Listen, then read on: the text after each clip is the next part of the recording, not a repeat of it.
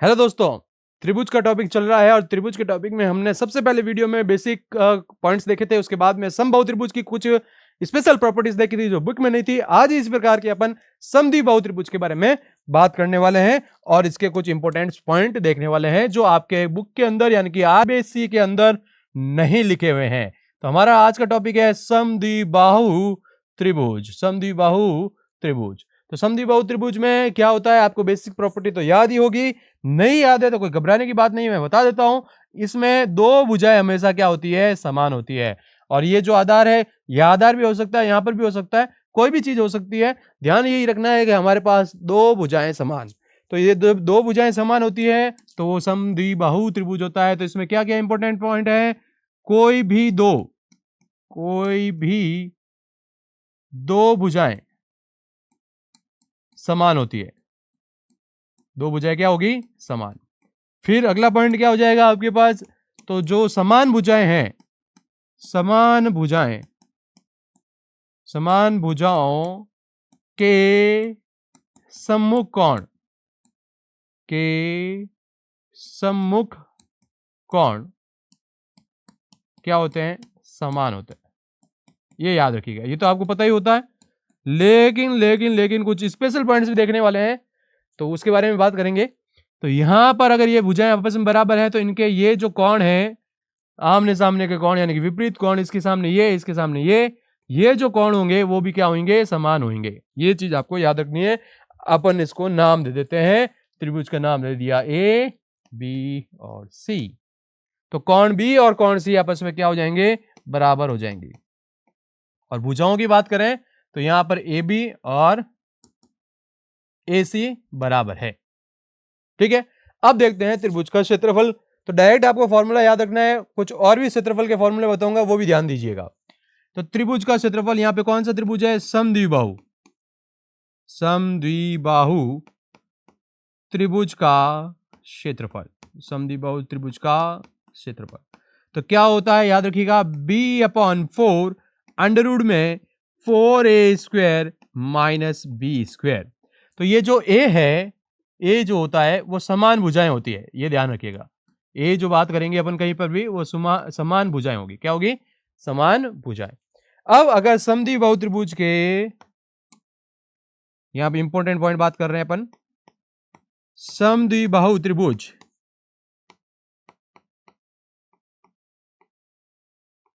की, समद्विबाहु त्रिभुज की अगर ऊंचाई पूछ ले, अगर क्या पूछ ले, ऊंचाई, तो क्या फॉर्मूला होगा, यानी कि यहां से ये अपने पास, चलिए कलर चेंज करता हूं मैं यहां पे, ये यहां से इसकी ऊंचाई आ गई, लंबा गया। ठीक है, नाम दे देते इसको, डी नाम दे देते ना, ये डी। तो आपको अगर एडी की लंबाई निकालनी है तो कैसे निकालोगे, ऊंचाई का सूत्र नहीं पढ़ा है, कोई बात नहीं, घबराने की बात नहीं, मैं बता रहा हूं आपको, जल्दी से देखिएगा। 1/2 अंडर में 4a² माइनस b²। तो ये आप लगाएंगे और आपके पास आंसर आ जाएगा। ए यहां पर समान भुजा है, बी आपकी जो असमान तीसरी भुजा दी होगी वो है। तो चलिए देखते हैं एग्जांपल, जिससे आपको आइडिया लगेगा कि क्वेश्चन को किस प्रकार से करना है। क्वेश्चन है आपके पास, समद्विबाहु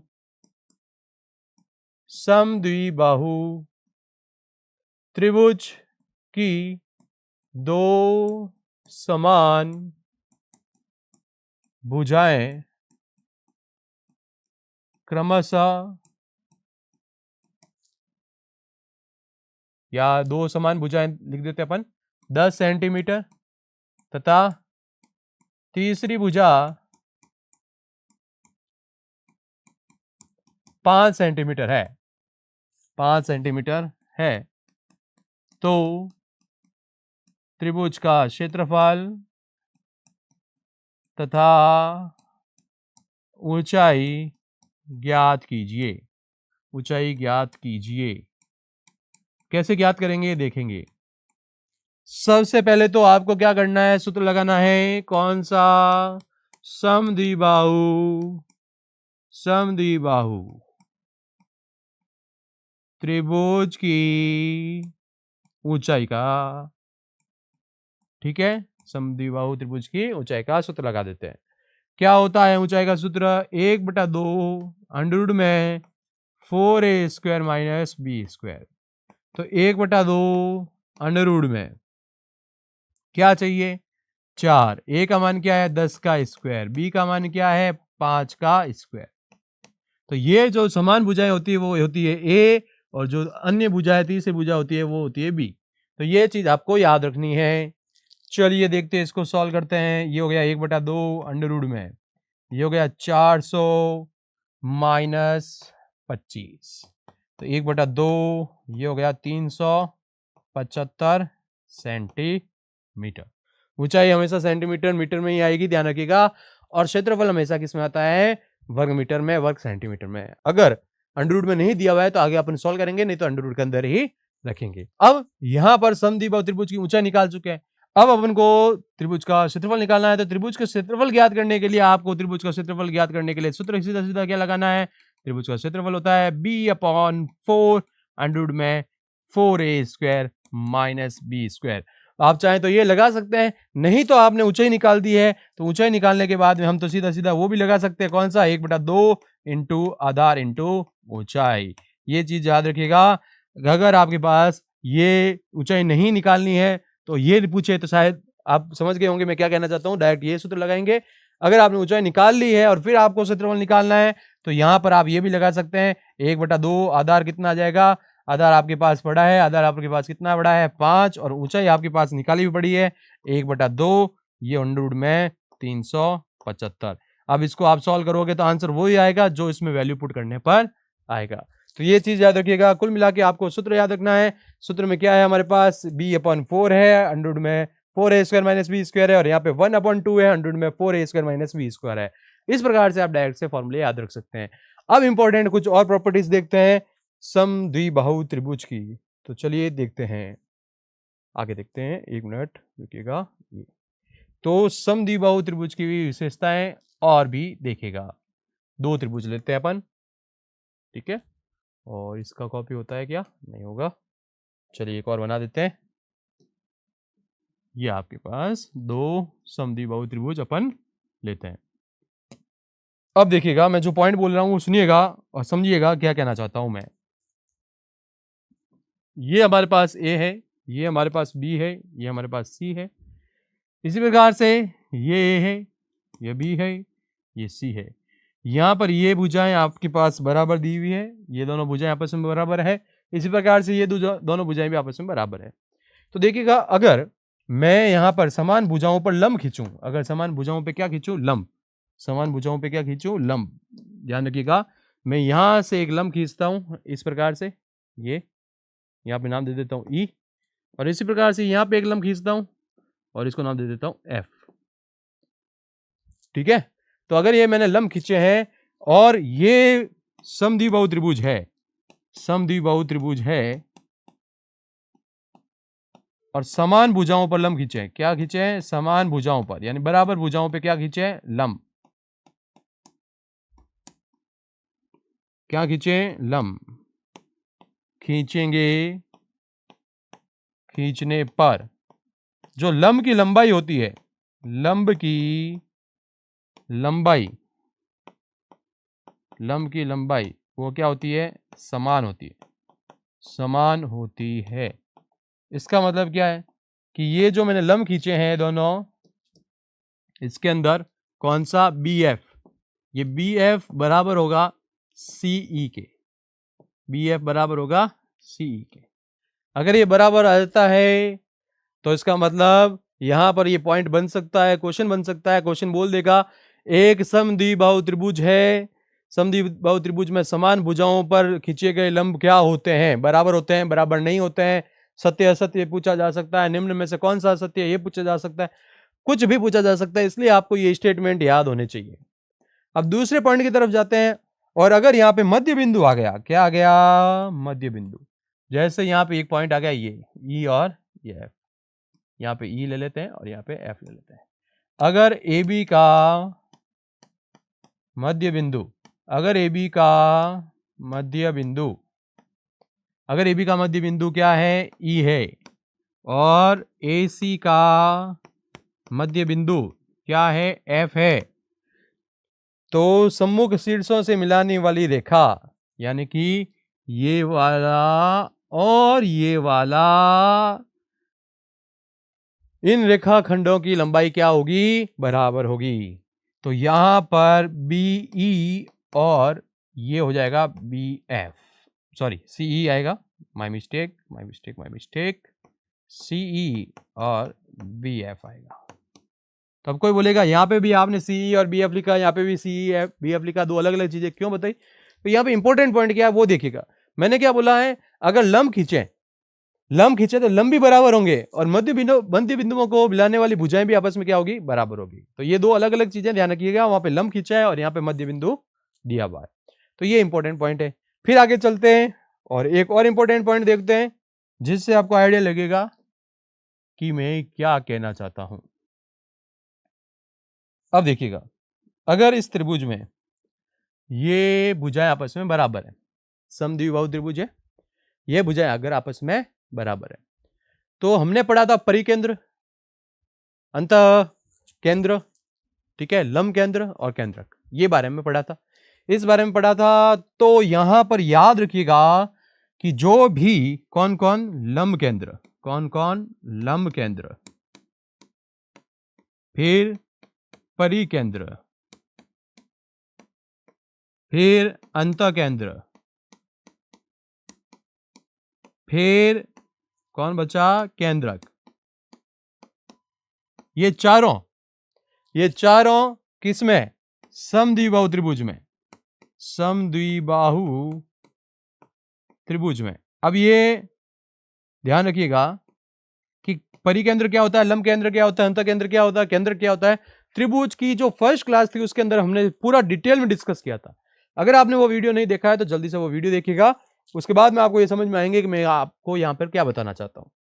तो यहां पर ये याद रखिएगा कि जो भी हमारे पास ये चारों पॉइंट है वो यहां पर एक ही रेखा पर स्थित होंगे, यहां पर क्या होगा? एक ही रेखा पर स्थित होंगे, यानी इसी रेखा पर, यहां पे नाम दे देता हूं AD, ये हो गया BC।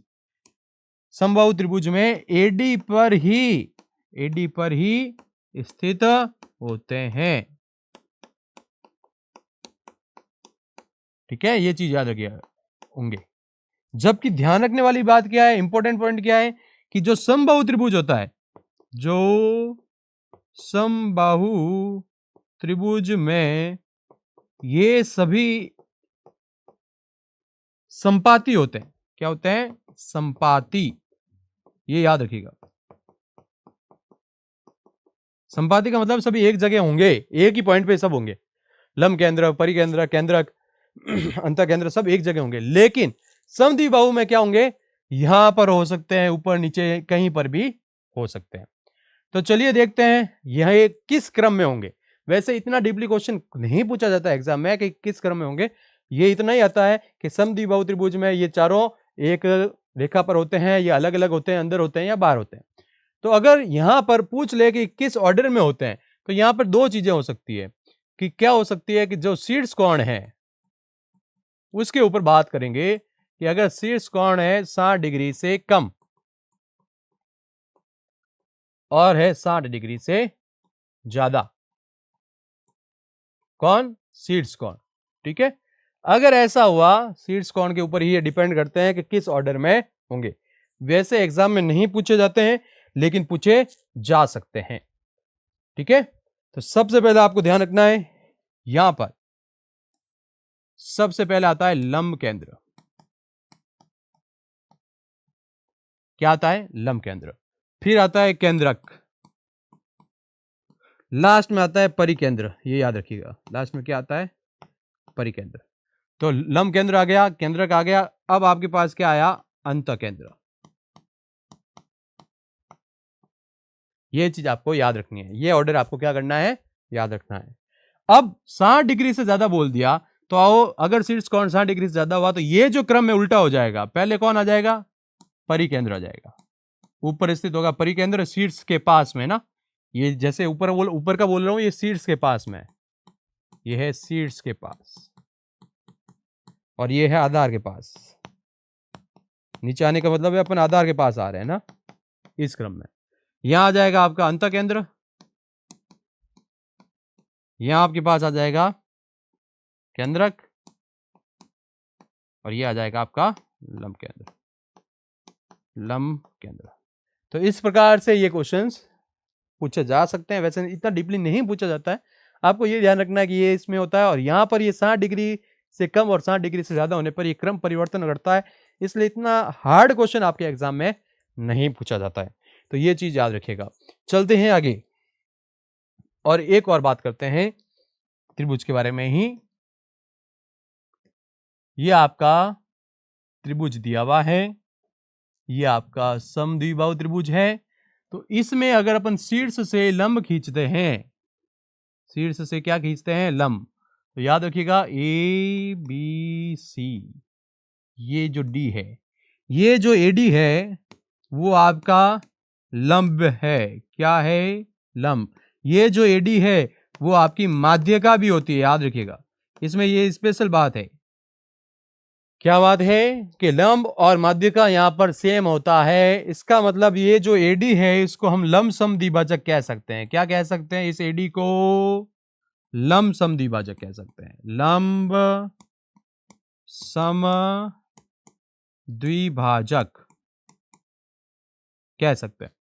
इससे यह पता चलता है कि ये दो त्रिभुज बन चुके हैं। अब त्रिभुज ए डी बी, त्रिभुज ए डी बी और त्रिभुज बन गया ए डी सी।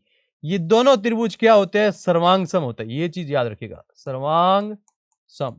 सर्वांग सम का मतलब क्या है, होता है ऐसे दो त्रिभुज जिनकी सारी भुजाएं और कोण समान हो, तो वो क्या होते हैं, सर्वांग सम होते हैं। तो यहाँ पे साफ दिख रहा है, कैसे दिख रहा है देखिएगा। ये माध्यिका बनी तो इसका मतलब ये वाला पार्ट, ये वाला पार्ट बराबर होगा, ठीक है। ये कोण तो पहले से बराबर थे, ये 90 है तो ये भी अपना आप 90 होगा, तो इसका मतलब ये कोण भी आपस में बराबर होगा। तो यहां से हमें पता चल रहा है कि ये ऐसे भी अपन प्रूव कर सकते हैं। नहीं तो आपको डायरेक्ट याद रखना है कि ये दोनों त्रिभुज क्या बनेंगे, हमेशा हमेशा सर्वांग सम बनेंगे। ये चीज आपको याद रखनी है। अगर आपने ये चीजें याद रख ली तो आगे चलते हैं और देखते हैं एक और इंपॉर्टेंट पॉइंट। क्या देखते हैं, अंतवृत्त और बहिर्वृत्त, ये पढ़ा था हमने, चलिए देखते हैं। अंतवृत्त की त्रिज्या और परिवृत्त की त्रिज्या। अब अंतर्वृत्त परिवर्त क्या होता है ये हमने पहले डिस्कस कर रखे हैं, लेकिन फिर भी एक बार आपको आइडिया नहीं है तो मैं थोड़ा शॉर्ट में बनाता हूं, डायरेक्ट बनाता हूं, जिससे टाइम वेस्ट नहीं हो आपका भी। ये हमारे पास मान लो समद्विबाहु त्रिभुज है। चलिए मैं पहले वृत्त बना देता हूं फिर इसको बनाता हूं, है ना। ये ऐसे, ये ऐसे, ये, ठीक है। तो ये हमारे पास आता है ऐसा, तो वो बनता है क्या, वो बनता है अंतर्वृत्त। ये ऊपर नहीं आएगा, इतना ही है, ठीक है। अब परिवर्त का मतलब क्या हो जाएगा, त्रिभुज के तीनों कोनों से जाने वाला, मतलब वृत्त बाहर है और त्रिभुज अंदर है, ऐसे, ठीक है। तो यहाँ पे ये दो भुजाएं बराबर, इसमें भी ये भुजाएं बराबर। तो अंतर्वृत्त और परिवर्त की त्रिज्या निकालनी है। अगर आपके पास मान पड़े हैं तो आप इनका सूत्र लगा सकते हैं और आसानी से आंसर निकाल सकते हैं। कैसे निकाल सकते हैं वो अपन देखते हैं। यहां पर अगर आपको अंतर्वृत्त की त्रिज्या निकालनी है तो आता है क्षेत्रफल बट्टा अर्ध परिमाप, अर्ध परिमाप, ठीक है। अब क्षेत्रफल यहां पे क्या होता है, 1/2 इंटू आधार इंटू ऊंचाई, बेस इंटू हाइट, अगर आपके पास हाइट पड़ी है तो। और अर्ध परिमाप क्या होता है, यहां पर 2a प्लस बी होता है, 2a प्लस बी अपॉन में 2, 2 से 2 चला जाएगा, बचेगा b इंटू एच अपॉन में 2a प्लस बी। अब ये 2a प्लस बी कहां से आया, क्योंकि दो भुजाएं बराबर होती है। तो ये ध्यान रखिएगा, त्रिभुज में, कौन से त्रिभुज में, समद्विबाहु त्रिभुज में, समद्विबाहु त्रिभुज में जो परिमाप होता है उसका डायरेक्ट सूत्र आप याद रख सकते हैं ऐसे, a प्लस बी प्लस सी नहीं करके 2a प्लस बी याद रख सकते हैं, ये हो जाएगा, ठीक है। तो ये मैंने बेसिक फॉर्मूला बता दिया, उसके बाद में आपको डायरेक्ट ये याद रखना है, b into h upon 2a plus b. B क्या है, यहां पर बेस होगा, आधार, h का मतलब क्या है, हाइट, और 2a+b यहाँ पे भुजाएं दे रखी होगी, उसका अपन मान निकाल के रख सकते हैं। नहीं तो आप डायरेक्ट ये भी याद रख सकते हैं, अगर क्षेत्रफल दिया हो और अर्ध परिमाप दिया हो तो डायरेक्ट यहाँ पे अनुपात निकालेंगे तो भी आपके पास अंतर्वृत्त की त्रिज्या आ जाएगी। ठीक है, अब आपके पास आता है परिवर्त की त्रिज्या। तो डायरेक्ट याद रख सकते हैं परिवर्त की त्रिज्या क्या हो जाएगी, और अगर आप शॉर्ट में याद रखना चाहें तब भी रख सकते हैं। दोनों तरीके से आपको क्वेश्चन को करना आना चाहिए, दोनों तरीके से क्वेश्चन को करना आता है तो आप कर सकते हैं। ठीक है, तो यहां पर परिवर्त की त्रिज्या आपके पास आ जाएगी a² / 2h। तो परिवर्त की त्रिज्या निकालने का सूत्र क्या हो गया, a² / 2h। h क्या है, h है ऊंचाई, और a क्या है आपके पास, a आ गया आपका समान भुजाएं। ठीक है, ये चीज याद रखिएगा, समान भुजाएं। ठीक है, तो ये सूत्र याद रखिएगा, इसके अंदर भी आपको ये सूत्र याद रखना है, डायरेक्ट हम इसका यूज करेंगे। अभी मैं आपको एक एग्जांपल करके बताता हूं। अभी अपन एक एग्जांपल करेंगे जिससे आपको आइडिया लगेगा कि मैं क्या कहना चाहता हूं और क्वेश्चन में क्या होगा। डायरेक्ट इनका यूज कैसे करेंगे देखते हैं। चलिए क्वेश्चन देखते हैं। चलिए क्वेश्चन, एक समद्विबाहु त्रिभुज है।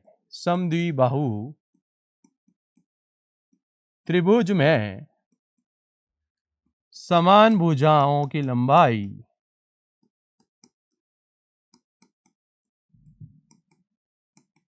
कितनी है, 12 सेंटीमीटर, व तीसरी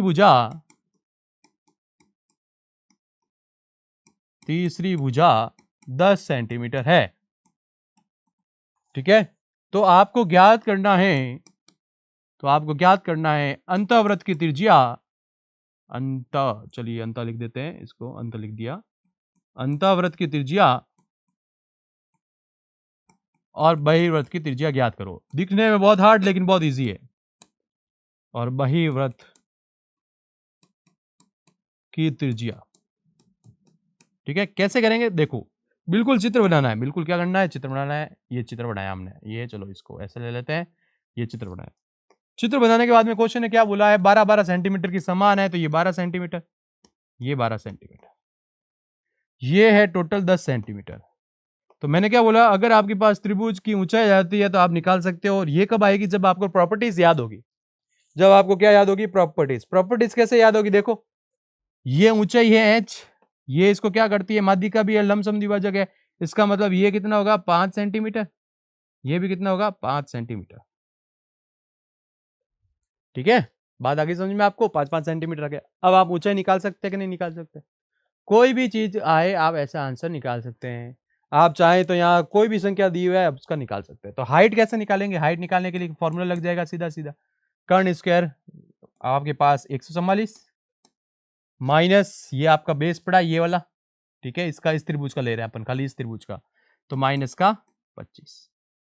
तो हाइट आपके पास आ चुकी है, कितनी आ गई है, 20 कम कर लो, 119 आ गई, 119 सेंटीमीटर। ठीक है, बात आ गई समझ में आपको। यहाँ पे 144 में से अपन ने माइनस कर लिया, तो यहाँ पे हो गया 13 में से हो गई 119। ठीक है, ये 119 आ गई आपके पास ऊंचाई। तो अब आपको क्या निकालनी है, अंतःवृत्त की त्रिज्या। अंतःवृत्त की त्रिज्या, तो क्या सूत्र था अंतःवृत्त की त्रिज्या का और बहिर्वृत्त की त्रिज्या का, दोनों निकालेंगे अभी। बहिर्वृत्त की त्रिज्या दोनों, तो अंतर्वृत्त की त्रिज्या में आपके पास सूत्र ये पड़ा, देखो b into h upon 2a plus b, b into h upon में 2a प्लस बी। तो b यहाँ पे क्या है हमारे पास, बेस, बेस कितना था यहाँ पे देखिएगा, बेस इसका कितना है, 10 है, 10 लिख दिया। हाइट कितनी है, अंडर में 119 बट्टे में 2a, ये रहा a वो रहा b, 2a 12 दूना 24 प्लस 10, तो ये हो गया आपका 10 अंडर रूट में 119 बट्टा 34, ये आपके आंसर आ जाएगा। ठीक है, इसी प्रकार से अगर आपको बहिर्वृत्त निकालना है तो a² upon 2h, a² upon 2h, ये पड़ा सूत्र, a² अपॉन 2h आ गया। तो यहां पे पड़ा a² अपॉन 2h, a का स्क्वायर, a कौन है 12, 12 का स्क्वायर 144, 2 h का मान हमने निकाला है, कहां गया, ये रहा अंडर रूट में 119। ठीक है, 2 से काट दो, 72 बट्टा 100 में 119। तो मैंने ये समझाने के लिए ऐसा डिजिट लिया है, लेकिन आपको हमेशा जब भी क्वेश्चन मिलेगा तो परफेक्ट स्क्वायर वाले, स्क्वायर रूट वाले आपको नंबर मिलेंगे। तो आपको यहाँ पे आइडिया लग गया होगा कि अगर हमारे पास 2 भुजाएं दी हुई है और एक तीसरी भुजा दी है तो हम ऊंचाई को ज्ञात कैसे कर सकते हैं। ये वही बच्चा ज्ञात कर सकता है जिसको पता है कि माध्यिका होती है वो लंब समद्विभाजक भी होती है, तभी तो यहाँ पर समकोण त्रिभुज बनेगा। समकोण त्रिभुज के अंदर ही तो पाइथागोरस प्रमेय लगता है। तो ये चीज याद रखिएगा, अगर ये चीज याद नहीं रहती तो आप क्वेश्चन को नहीं कर पाएंगे, ये आपको याद रखना ही पड़ेगा। अब आगे चलते हैं। मान लीजिए कि आपके पास समद्विबाहु त्रिभुज आया है, समद्विबाहु त्रिभुज प्लस समकोण त्रिभुज आ गया। क्या आ गया? समकोण त्रिभुज। मतलब क्या कहना चाहता हूं मैं, ये आ गया आपके पास, ये देखिए, ये समकोण है और इसमें ये भुजा और ये भुजा क्या आ गई? बराबर आ गई। ठीक है, नाम लिख देते हैं अपन। चलिए, पी क्यू आर। तो ये जो त्रिभुज पी क्यू आर है, त्रिभुज पी क्यू आर, ये क्या है? ये समकोण त्रिभुज है। क्या है? समकोण त्रिभुज। और ये और क्या है? ये है समद्विबाहु त्रिभुज भी।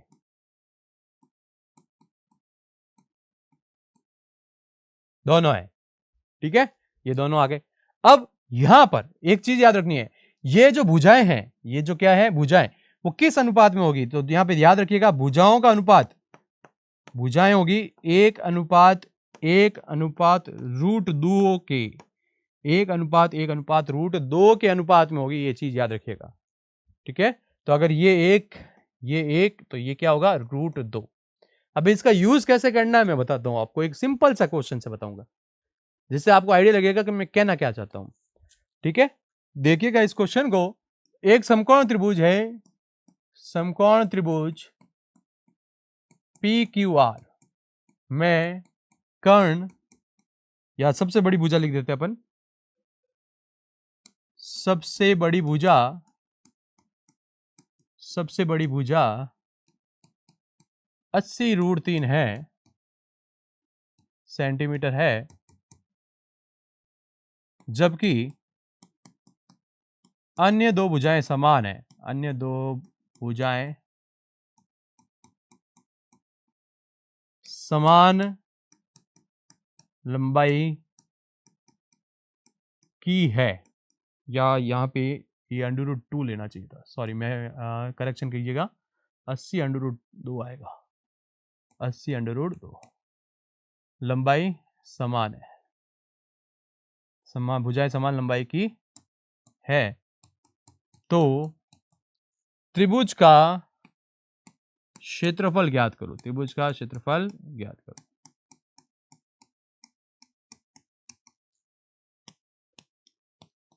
ये चीज आ गई।